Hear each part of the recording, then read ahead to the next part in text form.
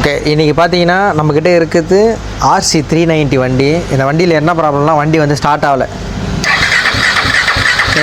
Shelf தான் அடிக்க வண்டி ஸ்டார்ட் ஆகாது. ஸோ நீங்கள் அப்படியே மீட்ரு பார்த்தாலே தெரியும் உங்களுக்கு. இந்த மீட்டரில் இங்கே வர வேண்டிய செக் லைட்டும் வரல.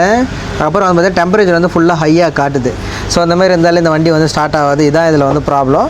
ஸோ இதை இப்போ வந்து நம்ம எப்படி ரெடி பண்ணோம்னா, இந்த போர்டு ஒர்க்கில் இந்த ECM போர்டை வந்து கழட்டிட்டு எதை ரெடி பண்ணி போட்டு வண்டியில் வந்து ஸ்டார்ட் பண்ணணும். போர்டு வந்து ரெடி பண்ணியிருக்கோம்.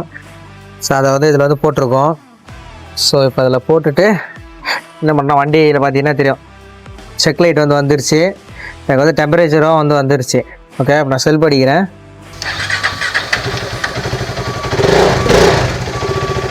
பார்த்தீங்கன்னா தெரியும் வண்டி வந்து ஸ்டார்ட் ஆகிடுச்சு.